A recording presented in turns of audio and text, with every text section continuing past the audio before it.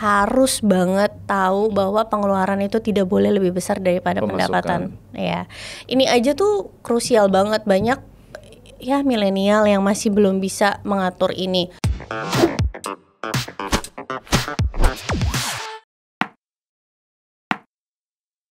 Olivia Louis. Iya, halo Pak Tom. Thank you banget hari ini sudah mau datang ke Behind the Business. Saya yang thank you nih. Aku udah mantengin TikTok udah lama banget. Kalau pokoknya belajar keuangan, investasi selalu yang ditunggu Olivia. Padahal sudah lama tidak posting. Nah itu dia. TikToknya masih terus menerus FYP membutuhkan kontennya Olivia rupanya. Olivia, banyak membahas tentang keuangan. Hari ini kita mau topiknya adalah bisakah anak muda kaya raya dari saham? Nah, itu pertanyaannya. Tapi sebelumnya berat ya. Nggak, maksudnya tagline-nya udah berat di awal. Udah berat ya. Biar pada semangat nih nontonnya. Nah, aku mau cerita dong, Olive itu background-nya apa? Ceritanya gimana? Kok bisa masuk ke dunia keuangan? Baik, jadi aku tuh sebelumnya adalah ibu rumah tangga. Ya, background-nya adalah lulusan sarjana komunikasi. Jadi tidak ada hubungan dengan ekonomi sama sekali, finansial atau investasi. Tapi waktu itu di 2018 kebetulan hamil anak kedua. Nah, dulu 2018 itu sampai 2020 lah, suami itu masih single income.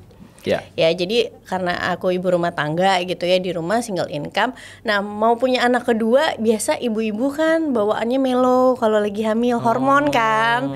Terus nginget-nginget flashback masa lalu gitu kan, waktu aku kecil gimana. Terus kepikiran, aduh ini anak sudah mau 2. Kira-kira nanti dana pendidikannya gimana ya, gitu ya.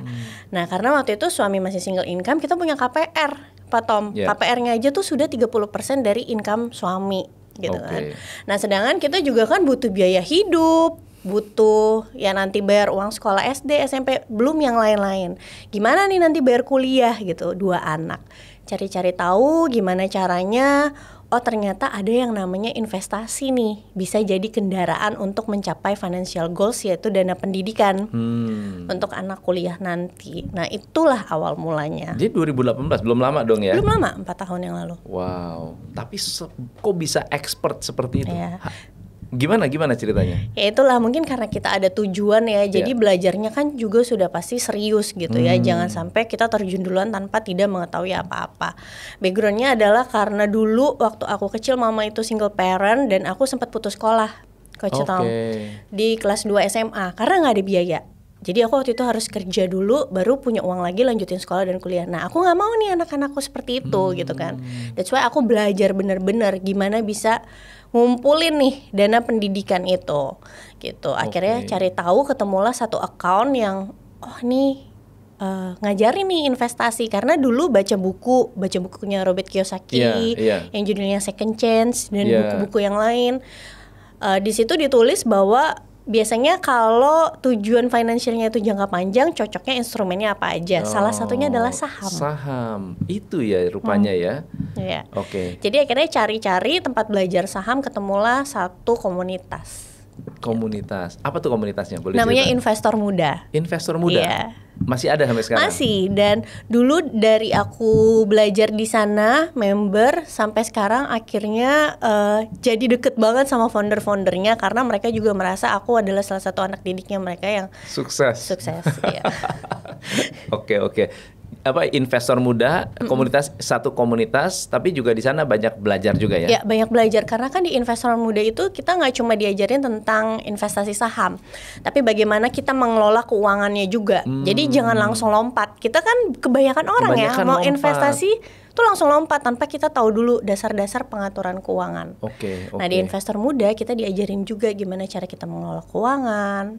Seperti itu. Wow, keren.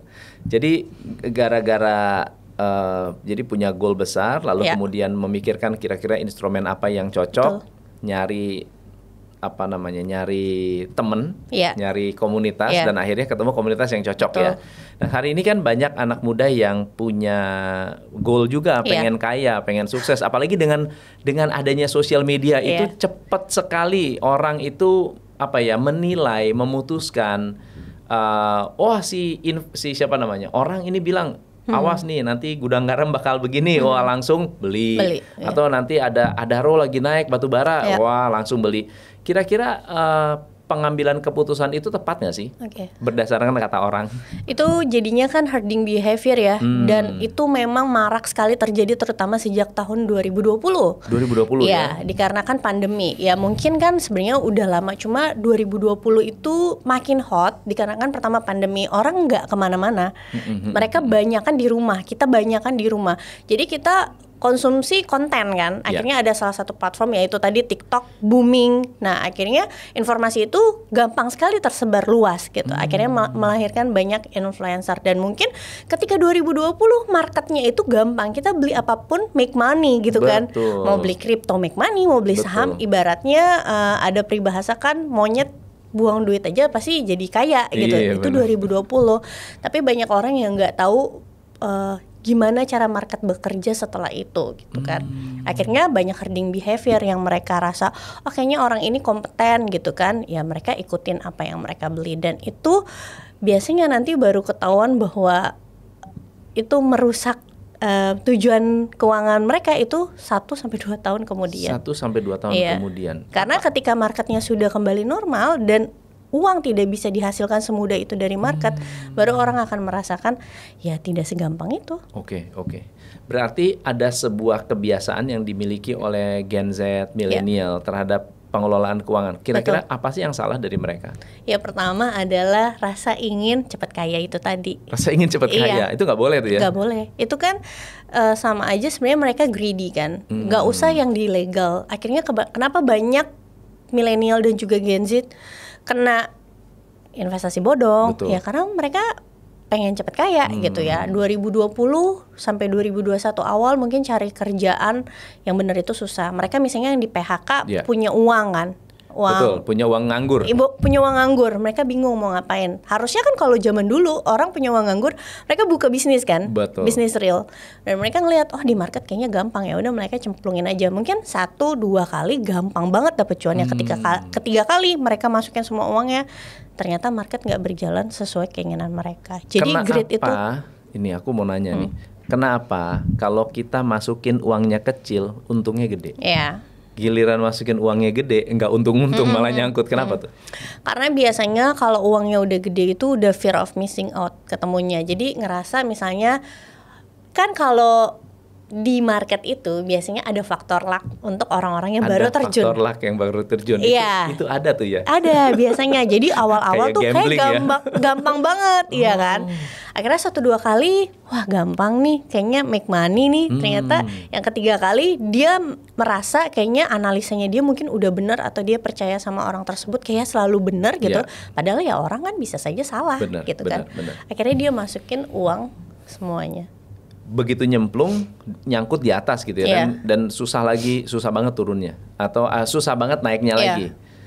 Oke, jadi kalau dilihat dari menurut Olivia dari sisi FOMO-nya, kan ada juga mereka akhirnya nggak punya uang nih.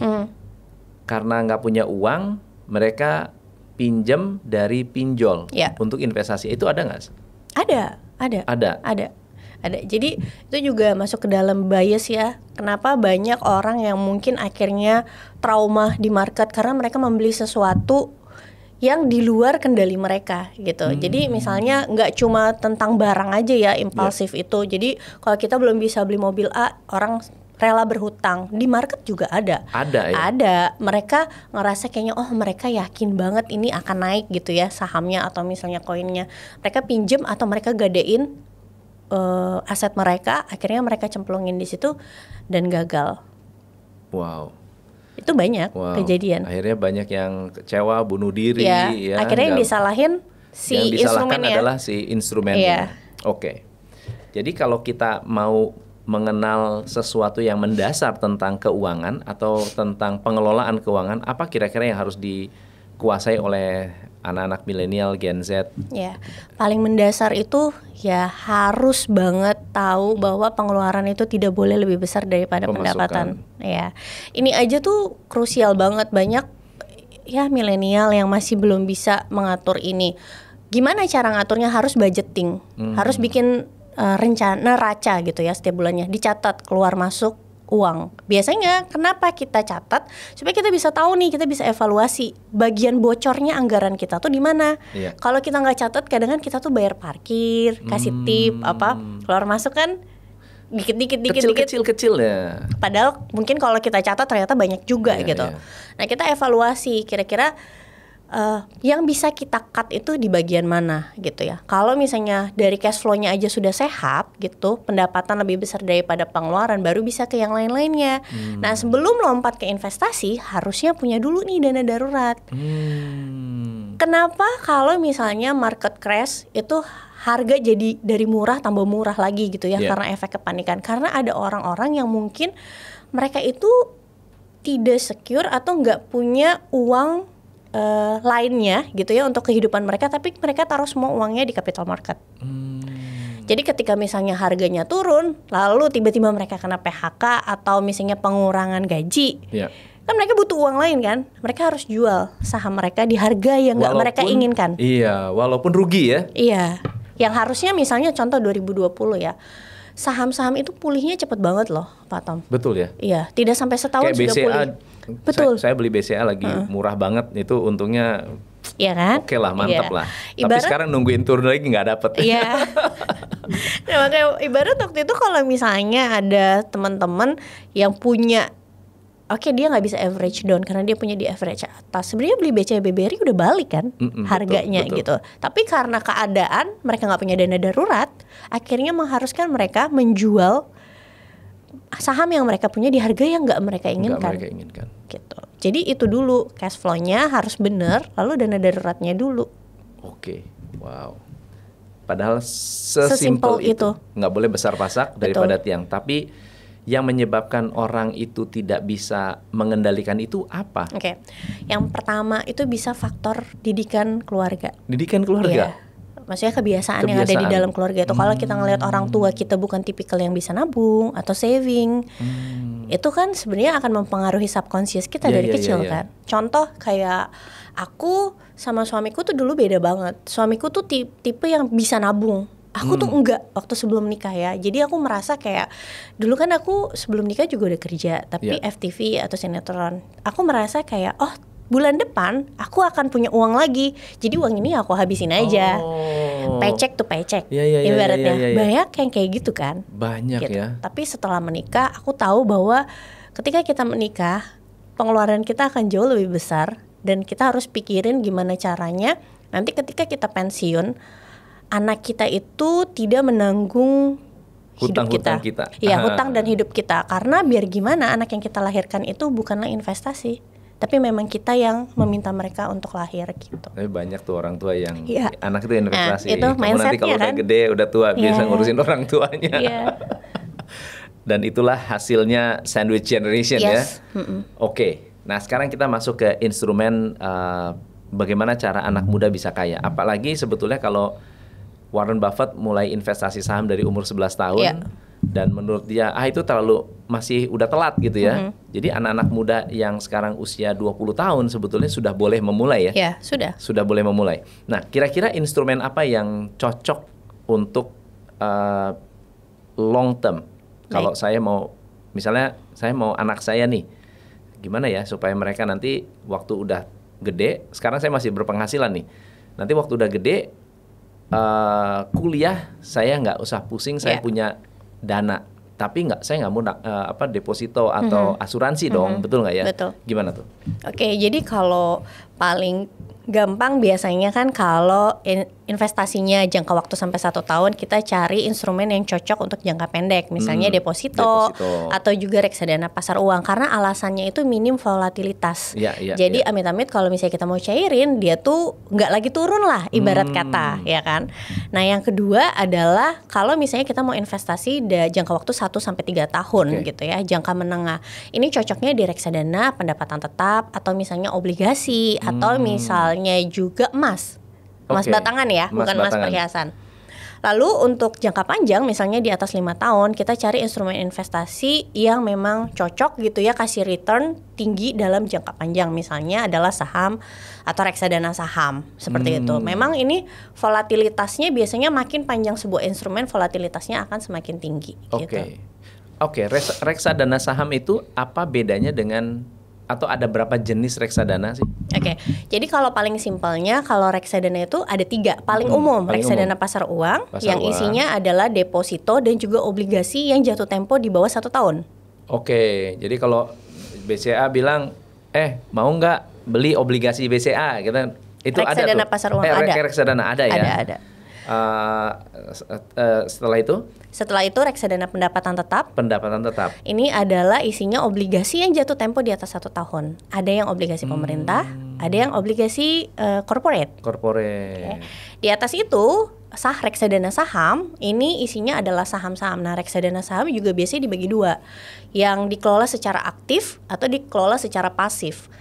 Reksadana saham yang dikelola secara pasif itu biasanya manajer investasinya itu dia benchmarknya adalah sebuah indeks. Misalnya kalau di kita paling dikenal LQ45. Ya, atau IDX 30. Jadi kalau reksadana itu kan kita sebagai nasabah membeli produk reksadana di mana uang kita nantinya dikelola oleh manajer investasi. Ya. Nah, si manajer investasi kalau jalaninnya pasif investing berarti dia beli saham-saham yang ada di IDX 30. Nah, biasanya ini untuk kayak paling banyak ya dana pensiun yang dikelola dananya gede-gede, biasanya yang seperti ini. Mereka karena indeks kita kan IHSG itu ditariknya atau penurunannya itu biasanya terefleksi dari 30 sampai 45 saham dengan market cap terbesar di Indonesia. Itu yang pasif. Ya. Kalau yang aktif ini beda lagi. Jadi kalau yang aktif, manajer investasi punya keleluasaan tanpa harus mengikuti sebuah indeks. Jadi ya tergantung manajer investasinya mau beli saham yang seperti apa. Ada contoh nggak reksadana yang ada? Ini boleh sebut ya. Boleh sebut. Ini boleh sharing. Disclaimer ya, bukan ajakan. Bukan ajakan. Tapi ini harus ini contoh. Ini adalah contoh dari reksadana saham dari sebuah aplikasi ya. Jadi sebenarnya teman-teman di rumah aplikasi bisa pilihan nonton. banyak ya. Banyak. Apa Bibit atau Bareksa, Peluang, Bareksa. Paling top of mind sih Bibit sama Bareksa. Bareksa. Ya. Nah, kalau ini Bibit punya nih. Ini nggak endorse ya. Ini bukan endorse ya. Tapi kalau Bibit mau endorse nanti mesti ngomong sama saya. Mumpung udah bahas di sini. Jadi kalau ini Sukor Equity Fund, Sukor Invest Equity Fund ini tuh tipe yang aktif. Jadi tahunnya dari mana aktif itu? Tidak mengikuti sebuah indeks. Jadi pilihan sahamnya itu di sini kita bisa lihat, scroll ke bawah, namanya Fund Factsheet yang paling atas. Nah, di sini ini adalah kinerja dari Sukor Invest Equity Fund. Ini untuk yang aktif ya. Nah, di sini kita bisa lihat alokasi efek terbesarnya seperti apa. Nah, contoh nih misalnya. Ini returnnya ya? Iya, betul. Ini return yang di bawahnya. Jadi di sini karena dia sudah ada 10 tahunan ya kalau nggak salah. Jadi sejak peluncuran returnnya itu 192%. Jadi ya rata-rata sekitar di atas 10% ya, CAGR. Ya, ini yang aktif. Untuk lihat saham-sahamnya apa saja yang dikelola oleh manajer investasinya, kita bisa lihat di sini. Ada makanya naik gitu ya. Bagus-bagus semua perusahaannya. Iya. Ini contoh yang aktif. Kalau contoh yang pasif, biasanya itu ada tulisan seperti ini. Nah, ini BNI AM Index IDX 30. Karena ini benchmarknya adalah IDX 30 saham dengan market cap terbesar di Indonesia dan memiliki fundamental yang bagus. Lebih menguntungkan mana? Pasti lebih menguntungkan yang sebelumnya dong, yang aktif dong ya. Kalau sebenarnya menguntungkan yang mana itu tergantung ya preference, tapi kalau aku pribadi sih lebih suka yang aktif. Aktif. Ya. Ini juga bisa dilihat ke bawah. Ini top holdingsnya mereka. Nah, biasanya ini ya yang ada di IDX 30 saham-sahamnya. Kalau yang aktif tadi misalnya dia ada saham-saham market cap besarnya, tapi saham-saham market cap kecilnya juga ada. Jadi mereka itu mengelola uang nasabah lalu mereka tradingkan sendiri, ditradingkan Iya. atau gimana? Atau mereka investasi lalu kemudian apa sih mekanismenya manajer investasi? Jadi kalau manajer investasi pasti mereka ada waktu jualnya juga dan ada waktu beli. Ya, karena supaya dapat spread itu ya. Ya, karena itu satu. Yang kedua, kadang kita nggak pernah tahu kan nasabahnya misalnya lagi ada yang mau withdraw dan lain sebagainya gitu. Kan biar gimana? Jadi kalau reksadana saham ini 80% minimum uangnya pasti dikelolanya di saham. Iya. 20% sisanya ya bisa macam-macam. Biasanya dalam bentuk cash. Nah, mereka juga sometimes kan harus jaga cash, bagian cash itu kan. Gitu, jangan sampai terlalu rendah. Untuk reksadana apakah harus fix nilainya atau bisa floating? Misalnya kita beli itu harus rutin. Kayak misalnya kalau di Singapura kamu setiap tahun harus masuk 2.000 US, 2.000 Singapura dolar. Nah, ya kan? Nah, kalau ini gimana? Jadi kalau ini ada yang namanya NAV di atas. Ini NAV? Simpelnya adalah harga dari reksadana tersebut. Jadi per unitnya harganya adalah 2.843 rupiah. Iya. Jadi misalnya kita mau beli. Nah, nanti di sini ada pilihannya berapa. Iya. Jadi tidak ada harus berapa gitu tidak. ya. Jadi berapa yang harus kita masukkan tergantung financial goals dari teman-teman sendiri gitu. Karena itu nanti ada hitung-hitungannya. Contoh nih, untuk kita misalnya mau target pensiun 1 miliar 10 tahun lagi.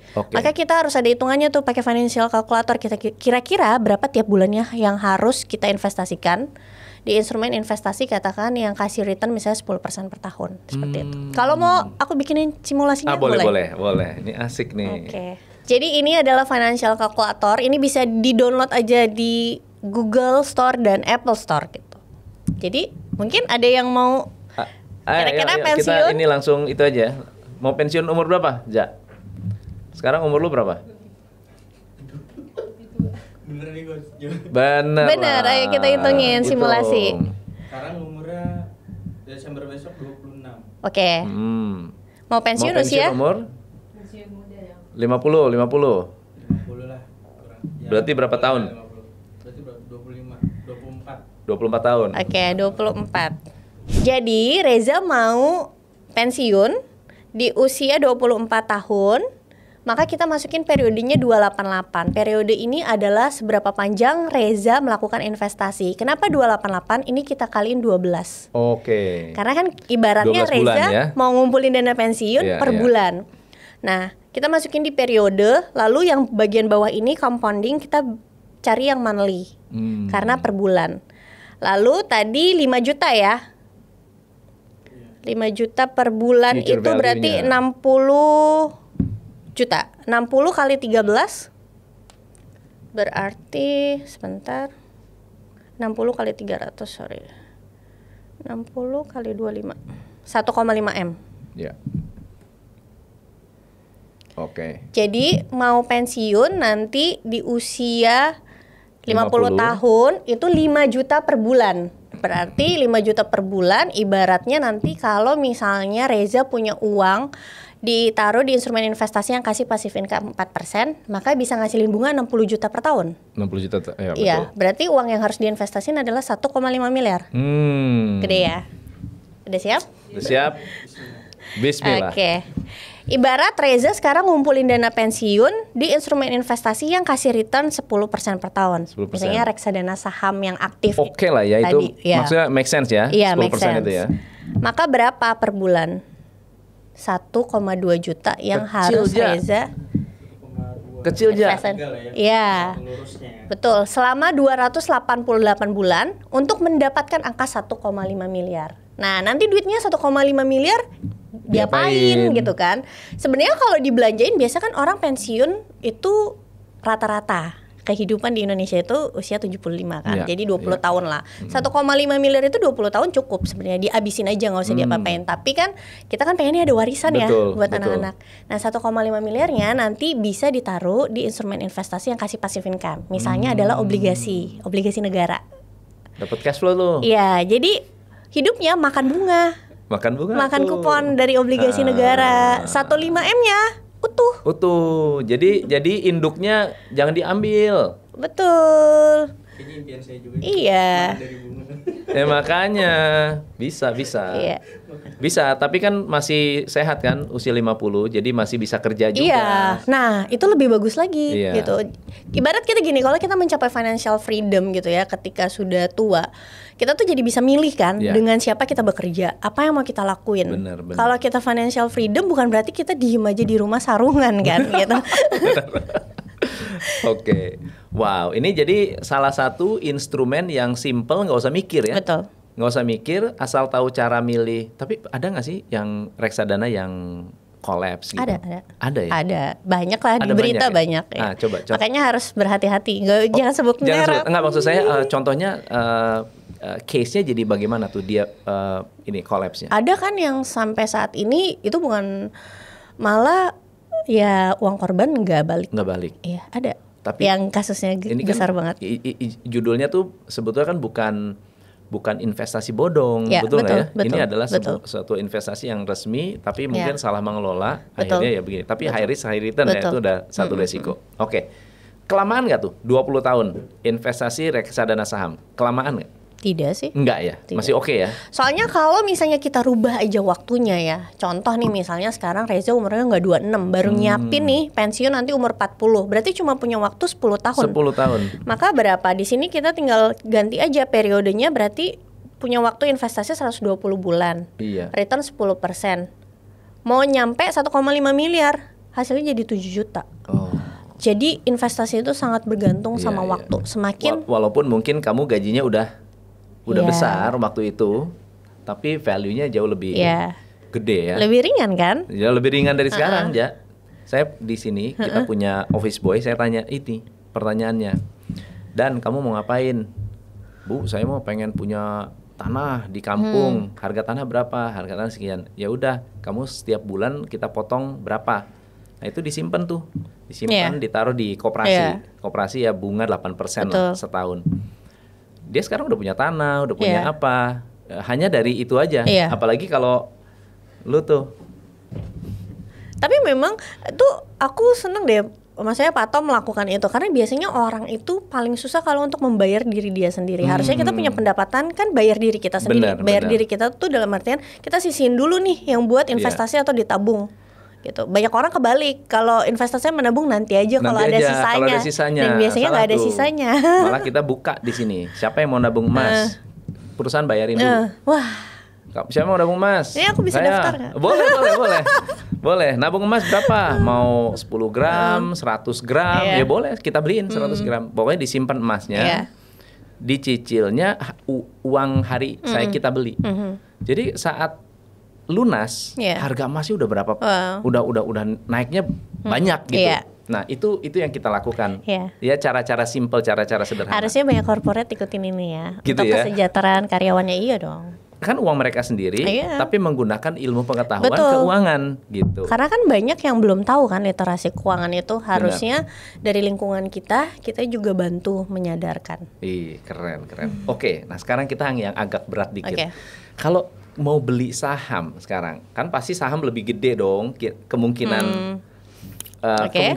kemungkinan apa persepsinya. Wah, kalau saya beli saham, wah bisa kayak Sandiaga Uno triliunan gitu kan. Kalau mau milih saham gimana caranya? Oke, nah ini juga mungkin yang jadi pertanyaan. Ya. Lebih baik kita reksadana saham aja atau saham aja Betul. gitu kan. Nah perbedaannya mungkin aku kasih analogi, kalau reksadana saham itu kalau kita belum bisa nyetir mobil, baiknya kita pakai supir. Iya. Jadi kalau kita belum bisa memilih saham dengan benar atau tidak punya waktu untuk memilih saham, kan banyak orang juga pekerjaannya mungkin sibuk banget ya. Lebih baik cari manajer investasi yang bisa kelolain. Iya. Tapi kalau memang kita punya waktu untuk belajar dan kita punya waktu untuk mengelola portfolio kita, ya lebih baik langsung ke sahamnya saja. Oke. Gitu kan. Nah, gimana cara pilih sahamnya? Pertama, ini yang udah banyak banget diajarin sama semua orang adalah beli perusahaan yang memang kita tahu. Tahu. Iya. Tapi nggak sampai di situ ya. Kadang orang cuma kasih tahu beli perusahaan yang kita tahu, ya, yang banyak gedungnya gitu. Akhirnya nanti ketemunya Unilever yang dari Betul, 2017 betul. harga sahamnya turun sampai iya. sekarang, ya kan? Atau Indofood kan ada beberapa ya. Iya. Grup ya, Iya, ada betul. apa INDF, ICBP. ada yang naik terus, ada yang nggak naik-naik, ada yang turun terus. Betul. Atau misalnya Astra International yang harga sahamnya sideways aja udah 5 tahun. Ibarat orang investasi di situ ya nggak rugi, nggak untung. Harganya tetap 5 tahun buang waktu seperti itu kan. Betul. Jadi selain perusahaan yang kita tahu dan juga model bisnisnya yang kita ngerti gitu ya carilah perusahaan yang kinerjanya juga bagus. Yang harus bertumbuh gitu. Jadi ya udah screening pertama dari perusahaan yang kita tahu, yang kedua kita harus cek nih kinerjanya. Paling gampang mungkin gak semua orang itu bisa baca laporan keuangan. Tapi Peter Lynch juga bilang kan, kalau mau jadi investor yang sukses nggak perlu kok jadi akuntan yang sukses. Harus jadi akuntan dulu atau harus orang yang memang jago baca laporan keuangan, karena investasi itu seni. Investasi itu seni. Iya. Wow. Karena di balik investasi itu kita nggak cuma belajar ilmu yang misalnya menghitung berapa profit perusahaan, tapi ada faktor-faktor lain, yaitu mindset dan juga money management. Kalau mindset apa yang harus dikuasai? Mindset nih misalnya ya kalau gampang panik gimana bisa cuan? Itu dulu. Kita harus tahu dulu nature dari apalagi instrumen-instrumen yang fluktuasinya tinggi, karena memang nature-nya seperti itu, sensitif sama siklus ekonomi. Jadi harusnya ketika harga turun itu waktu untuk beli. Asal kita ngerti company-nya siapa. Betul. Kan cara paling gampang untuk kita tahu apakah perusahaan ini bisa survive lagi atau tidak, kita tinggal lihat historinya. Contoh kayak tadi Pak Tom bilang, Pak Tom beli BCA tuh 2020 kan, cuannya nomor 1 dia market cap-nya atau nomor 1 mereka pertumbuhannya gitu. Bagi dividen terus lagi. Nah, itu sesimpel itu kan. Pertumbuhannya bagus, bagi dividen terus. Lalu tinggal lihat historinya 2008 gimana perusahaan ini. Tuh buktinya BCA masih berdiri sampai sekarang. Benar. 2015 waktu taper tantrum gimana perusahaan ini. Benar. BCA masih mencetak all time high sampai saat ini. Seperti itu. Itu. Jadi ketika kita sudah tahu kinerjanya, mungkin paling gampang teman-teman bisa cek RTI Business nama aplikasinya. RTI Business. Ya mungkin boleh kita lihat ya. Ini namanya RTI Business. Jadi misalnya kita mau lihat nih kinerja dari BBCA. Pusing kan lihat laporan keuangan nggak? Orang belum tentu bisa baca. Buka aja bagian case statistiknya. Ini adalah data-data dari perusahaan, kinerja perusahaan yang sudah di summarize gitu ya. Nah ini kita bisa lihat trennya. Dari 2019 BCA mengalami pertumbuhan. Kenapa saya bisa bilang mengalami pertumbuhan? Karena ada angka EPS di sini. Jadi ini EPS simpelnya adalah laba bersih perusahaan. Jadi labanya dibagi ke tiap lembar saham. Per lembar saham. Iya, jadi sebenarnya kalau mau lihat laba bersih perusahaan, lihat aja EPS-nya. Nah ini kalau kita lihat trennya cenderung naik. Kecuali 2020 ya kita tahu restrukturisasi hutang, bank juga nahan kredit, ada penyebab kan itu turun karena faktor eksternal. Tapi setelah itu ya pulih sampai sekarang. Itu kenapa harga BCA naik terus sampai sekarang, walaupun global lagi gonjang-ganjing. Benar. Nah kita bisa ini kalau dividen juga kita bisa lihat nih di bagian yang DPS. Iya. Lalu kita tinggal turun aja. Ini kinerja perusahaan. Setelah itu kita tinggal lihat valuasi dari perusahaan itu sendiri. Keren.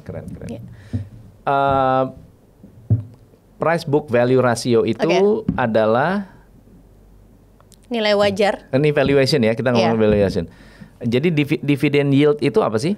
Dividend yield itu jadi misalnya perusahaan harga sahamnya Rp1.000. Kita beli nih di harga 1.000. Perusahaan kasih dividen per lembar saham misalnya Rp100. Maka dividen yield yang kita terima 10%. Jadi yield dari harga beli kita. Jadi ini valuation ya. Price earning ratio 28 kali. Price to sale 11 kali. Book value. Dari antara ini apa yang harus diperhatiin? Kalau untuk perbankan, jadi sebenarnya setiap sektor itu bisa beda-beda. Tapi yang paling umum dipakai adalah PER sama PBV. PER dan PBV.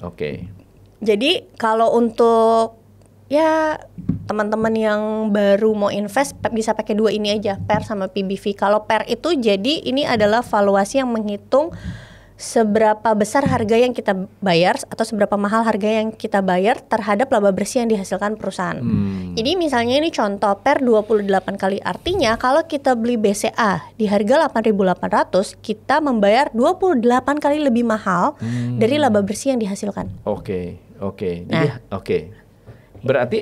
berarti ini confident, kita harus confident sekali bahwa perusahaan ini kan kita kalau kita investasi atau beli perusahaan ya, kalau kita kan di UKM net profit cuma 100.000 gitu kan, udah deh saya bayar 10 kali. Ya itu kan? per. Itu berarti saya yakin saya bakal balik modal dong, bener nggak? Betul. Oke. Jadi kalau gimana kita bisa tahu pernya BCA ini mahal atau murah? Kita harus bandingin sama perusahaan lain yang sejenis. Misalnya kita bandingin sama pernya BRI. BNI atau misalnya Bank Mandiri. Paling gampang ya cari perbandingannya, ada satu aplikasi, ini tidak endorse. Tapi siapa tahu mau endorse Pak Tom silakan. Atau mau endorse saya. Nah ini yang cocok. Ada nama aplikasinya adalah Stockbit. Iya. Oke. Jadi ada aplikasi juga atau dia lebih ke desktop ya? Kalau mau dilihat perbandingan comparison harus lihatnya by desktop. Ya. Iya, di situ ada per industri, ada per, kita bisa bandingin sama perbankan lain atau misalnya saham-saham consumer lain seperti itu. Nah cuma kalau misalnya kayak gini ya per 28 kali, mungkin kalau Pak Tom waktu itu belinya di 2020 ya, pernya mungkin enggak setinggi ini. Iya. Sekitar berapa ya? 23. Iya. Nah bisa juga kita pakai rata-rata histori. Jadi selama 10 tahun biasanya itu pernya berapa tertingginya. Kalau pernya kira-kira udah tinggi banget, ya lebih baik hindarin dulu, cari yang lain. Kalau lihat historical dari ini juga? Bisa juga dari Stockbit. Dari Stockbit juga namanya bisa lihat ya? PE standar deviasi. PE standar deviasi. Iya. Oke. Tapi sebenarnya kalau per itu cocoknya untuk emiten manufaktur. Yang biasanya kita bisa predik atau gampang cari tren pertumbuhan laba bersihnya. I see. Gitu. Kalau perbankan sebenarnya bisa sih pakai per, tapi bisa juga pakai PBV. Oke. Nah, kalau PBV berarti dari equity ya? Iya, betul. Oke. Dari aset bersih. Jadi seberapa besar kita bayar dari aset bersih perusahaan. Jadi kalau misalnya 5 kali ya berarti kita bayar 5 kali dari ekuitas yang dihasilkan perusahaan. Oke. Gitu. Mungkin ada juga investor senior di Indonesia gitu ya, Pak LKH sukanya perusahaan-perusahaan yang PBV-nya misalnya di bawah 1. Jadi ibarat kalau PBV di bawah 1 kan maunya itu diskon ya. Ya, jadi contoh nih, kalau PBV itu kan nanti ujungnya adalah BVPS. Tapi gimana caranya ngeliatin satu-satu? Nih kalau kayak RTI kan satu-satu dilihatnya. Biasanya ya kalau kan biasanya kita tuh kalau kita misalnya buka rekening saham, ada sekuritas kan, lewat sekuritas. Biasanya sekuritas kan suka kasih kita misalnya analis report seperti itu. Tapi kalau uangnya yang udah ultra high net worth itu pasti mereka udah disediain lah, disuplai data-datanya. Udah ada titipan ya. Disuplai datanya. Yang pasti datanya pasti bisa didapat lebih dari kita yang mungkin biasa-biasa aja. Dengan nilai investasi berapa tuh? Ya HNWI aja kan mungkin 14 miliar kali ya minimum. 14 miliar ya. Oke. Ya kapitalis kan. Pasti beda dong. Betul. Ibarat kalau kita yang retail biasa mah tier 3, biasanya kan institusi misalnya dapat informasi duluan. Benar. Oke. Nah, kalau sekarang kayak Goto, boleh ya kita lihat. Udah keluar belum ya laporan keuangannya? Sudah. Belum, yang kuartal 3 belum. Kuartal 3 belum. Nah, ini kan negatif. Gimana menilai bahwa beliau ini oke? Jadi kalau dilihat valuasinya gimana? Ya. Jadi kalau negatif itu artinya adalah Goto belum menghasilkan laba bersih. Ya, karena EPS-nya itu minus. Tapi kalau teknologi yang aku tahu itu mereka pakai TPV ya valuasinya. Apa itu? TPV itu jadi misalnya menghitung nih orang yang check out berapa, nanti dibandingin sama e-commerce yang lain, nggak muncul. Kalau ini kan soalnya masih standar akuntansi ya, gitu. Wow. Oke. So jadi PBV berapa yang layak untuk dibeli atau dalam keadaan murah? Itu di luar dari apa ya? Kita di luar dari perusahaan itu apa, sehat atau tidak. Misalnya, kalau PBV sekian itu masih oke untuk dibeli. atau kemahalan dan kemurahannya berapa sih? Jadi setiap industri atau sektor itu punya acuan yang berbeda-beda ya. Karena kan bisnisnya itu model bisnisnya beda. Pasti kan beda juga ya. Contoh misalnya tapi pakemnya kalau misalnya price earning ratio biasanya kalau dianggap murah itu di bawah PI 15 kali. 15 kali. Di bawah PI 15 kali itu dianggap murah. Tapi sometimes kayak industri seperti consumer goods itu kita akan susah nyari yang PI di bawah 15 kali. Iya. Karena semakin perusahaan itu predictable atau semakin mudah kita cari tahu tren pertumbuhannya, maka harusnya orang udah banyak yang beli dong. Bener Akhirnya banget. itu sudah terrefleksikan di market. Jadi sudah susah untuk kita cari yang murah banget. Tapi ada nggak? Ya biasanya akan ada aja sih, tapi biasanya tidak liquid. Gitu. Nah kalau perbankan mungkin ada yang bilang di bawah 1 itu bagus, tapi di bawah 3 tuh harusnya masih cukup oke. Sebenarnya balik lagi sih harus bandingin sama rata-rata industri. Kita bisa atau tahu rata-ratanya dia betul, kita bisa tahu itu mahal atau murah pakai rata-rata industri. Ada juga loh analis yang bandingin misalnya sama peers industri yang benar-benar sampai ke luar negeri, bukan cuma hanya di Indonesia aja gitu. Oke. Iya. Wow. Ini kompleks juga ya? Iya. Lumayan kompleks. Nah, Olive terlibat dengan sekuritas tertentu atau enggak ya? Tidak. Jadi kalau di CNBC lebih banyak membahas analisa gini ya? Kalau di CNBC lebih ke financial expertnya lebih bahas investasi, tapi in general, jadi nggak cuma bahas saham, bahas reksadana dan lain-lain, dan pengaturan keuangan. Wah, Yeah. oke. Sip. Mau nanya apa? Ini pertanyaan dari anak muda nih. Hah? Gimana caranya biar sabaran nunggu saham naik gitu ya? Nah, Wah, nunggu saham naik. Iya. Pinter. Bagus. Gitu, biar sabaran aja gitu. Iya. Biar kita Iya. Makanya kalau sabar itu gampang, pasti orang kaya di dunia yang dari saham bukan Warren banyak Buffett banget, doang. iya. Iya. Pasti top 10 itu udah dari saham semua mungkin ya. Benar. Ya memang tidak gampang. Itulah yang membedakan kenapa orang bisa sukses dan tidak di market. Faktor sabar itu tadi. Tadi kan aku bilang kalau Iya, kita investasi benar. itu bukan cuma tentang ilmu berapa keuntungan dari sebuah perusahaan, tapi ada 3 macam. Wow. Itu mindset juga supaya bisa sabar ya. Kita misalnya lihat nih ya, walaupun kita nggak bisa ikutin banget ya, kenapa Warren Buffett lebih suka tinggal di Omaha dibanding di Wall Street, area-area Wall Street. Di New York atau di itu ya? Ngurangi noise kan, noise yang nggak perlu. Jadi untuk melatih kesabaran, sometimes kita perlu ngurangi noise. Contoh, belakangan mungkin ya bulan lalu atau 2 bulan lalu banyak sekali berita, baik itu dari influencer, baik itu dari media yang memberitakan 2023, Iya. ya kan? Itu kan noise kan sebenarnya. Kadang kita udah yakin banget sama apa yang kita beli dan analisa kita, tapi karena noise ini akhirnya merubah psikologi kita dan akhirnya bikin kita jadi nggak sabar, takut gitu ya. Nah ini sebenarnya yang mesti dikurangin. Sometimes puasa sosial media itu perlu juga kok. Perlu.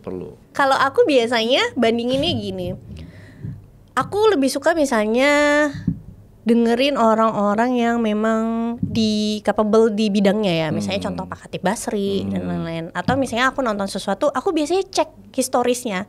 Misalnya sekarang yang ditakutin di 2023 seperti ini, resesi global. Global kan ngomongnya. Ya kita tinggal cari aja data waktu global itu resesi, gimana keadaannya Indonesia. Contoh 2008, ketika misalnya kita lihat 2008 Amerika resesi, Singapura resesi karena Singapura GDP-nya adalah ekspor terbesarnya. Indonesia gimana? Oh ternyata Indonesia hanya melambat.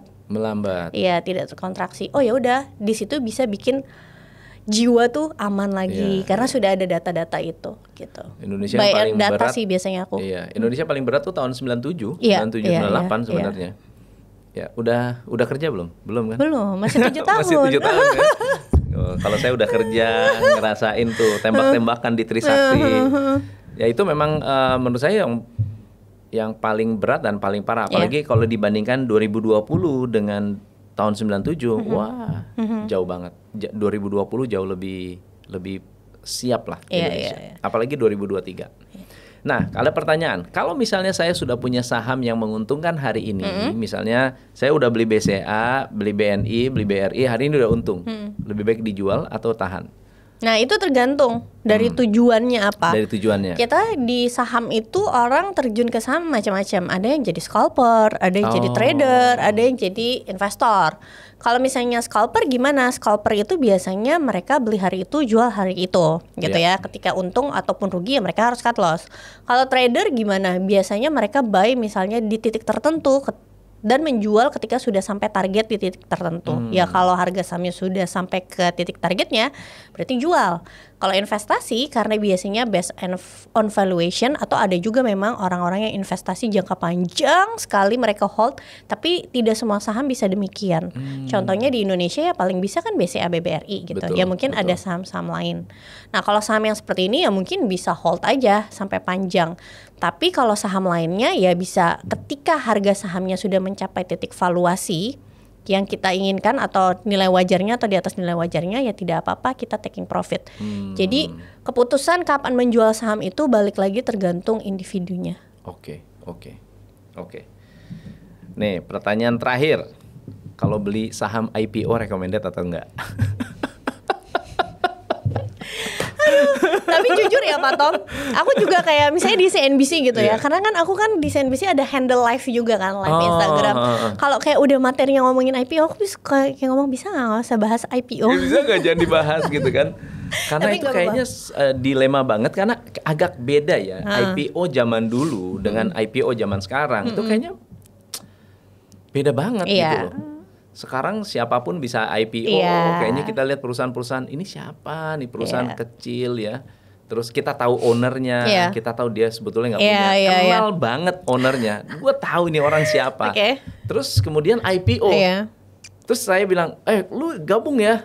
Enggak, saya nggak mau. Nah, kalau IPO itu gimana cara kita menilai perusahaan yang kayak Goto lah, Blibli lah? Jadi sebenarnya memang sih kalau IPO tuh ya, apalagi yang belakangan ya banyak yang harga sahamnya itu bisa naik arah gitu ya, 1, 2, 3 hari. Apalagi saham-saham yang ini aku kasih informasi aja harganya ratusan perak, misalnya 100 perak dengan market cap yang kecil. Karena apa? Karena itu biasanya gampang untuk ditarik, enteng kan. Coba suruh narik BCA sampai arah butuh berapa triliun ya kan. Jadi kalau saham-saham yang kecil-kecil ini yang harganya cuma 100 perak, 100 sekian perak, market capnya kecil ya memang gampang untuk ditarik gitu ya. Ya memang ini kan wah kayaknya menarik banget gitu. Tapi setelah itu jadi apa? Kan kita nggak tahu. Nanti takutnya ketika kita udah di dalam ada faktor greed. Wah kita ngeliatnya naik, oke. Akhirnya habisin ya. Karena biasanya saham IPO itu mereka nggak mungkin kasih 100% alokasi kan. Bisa aja kasih 100% alokasi. Kalau kamu ikut IPO dapat 100% alokasi, berarti itu tanda-tanda sahamnya mau to the bone. Turun. Iya, berarti kan nggak laku. Dikasih semua loh. Wow. Gimana cara nariknya? Benar. Kayak gitu. Nah, mungkin yang mau aku pesenin boleh kalau memangnya teman-teman kayak penasaran banget, orang Indonesia kan mungkin gede ya penasarannya, tapi sediain porsi yang memang kamu siap untuk uangnya hilang. Ya, misalnya sedia mental ya. Iya, sedia mental. 1-2% dari alokasi investasi kamu ya nggak apa-apa lah kalau misalnya penasaran, jangan lebih dari itu. Cuma harus aku kasih tahu bahwa pertama kita tuh nggak bisa analisa fundamentalnya benar-benar, dalam artian belum ada track recordnya kan. Nah seperti yang tadi Pak Tom bilang, Pak Tom kenal nih ownernya siapa, even sebenarnya mereka ya kalau secara bisnis aja kurang oke lah ya. Ini kan namanya faktor GCG kan, GCG dari perusahaan. Nah kita kalau beli saham yang udah lama listing aja kita perhatiin GCG-nya. Mungkin kalau BCA kenapa valuasinya bisa mahal sekali di antara perbankan lain, karena ada faktor GCG itu. Mungkin dari direktur utamanya Pak Yahya yang kita tahu dia punya hand of Midas gitu kan. Menjadi nahkoda dari perusahaan ini. Kalau perusahaan IPO seperti apa? Kita udah kenal belum sama orang-orang di dalamnya. Yang kedua, kita nggak bisa track juga nih history dari, kan dia nggak punya chart kan, baru IPO. Kita nggak bisa analisa chartnya. Mungkin kalau saham yang sudah listing, selain valuasi, kalau ada orang yang mempelajari technical analysis bisa bantu pakai price action kalau mau beli ya. Misalnya di mana supportnya, di mana resistance-nya. Tapi kalau IPO kan belum bisa, tergantung market makernya aja. Gitu. Jadi harusnya resikonya sih menurutku ya lebih besar daripada rewardnya. Menurutku pribadi loh. Kan itu bisa nggak sih kita beli pas IPO setelah naik langsung jual lagi? Bisa. Selama masih ada pembelinya ya, bisa, selama masih liquid ya. Bisa. Kecuali kalau kita dapat bisikan dari ownernya ya, itu beda cerita ya. Kadang kita kalau dapat bisikan aja kan ragu-ragu ya. Bener, kayak ini beneran nggak? Jangan-jangan kita nih yang mau ditimpuk gitu kan? Ditusuk dari belakang. Wow, Olive, kalau mau ngasih pesan ke teman-teman yang hari ini sedang memikirkan bagaimana caranya untuk sukses kaya dari saham, apa kira-kira pesannya? Oke, jadi yang pertama adalah investasi itu bukan cara untuk cepat kaya, tapi untuk mencapai financial goals kamu. Kalau salah satu financial goals kamu adalah menjadi kaya, maka berinvestasilah, tapi butuh waktu. Lihat aja Warren Buffett, dia juga butuh waktu. Investasi itu ibarat kita menanam pohon yang kita sirami terus-menerus dari dia benih. Dan kita harus sabar sampai kita bisa memetik buahnya gitu. Dan investasi itu bisa sukses, harus konsisten. Dan ingat ada faktor mindset dan psikologi yang sangat berpengaruh terhadap keputusan investasi kita. Iya. Wow. Thank you, Olive. Sama-sama, Pak Tom. Kita nggak bahas kripto karena banyak juga teman-teman yang masuk ke kripto, tapi prinsipnya sebetulnya sama ya. Harus mengerti kita ini beli apa, fundamentalnya apa, dan harus tahu bagaimana cara membandingkan ini apakah ini sesuatu yang tepat atau enggak. Kalau saham aja yang jelas bisa gagal, apalagi kripto yang mungkin nggak ada fundamental sama sekali. Olive, thank you so much, thank you banget. Teman-teman, apa pelajarannya silahkan tulis di bawah ya, pembelajarannya. Saya Tom MC Ifle, salam pencerahan. Hanya di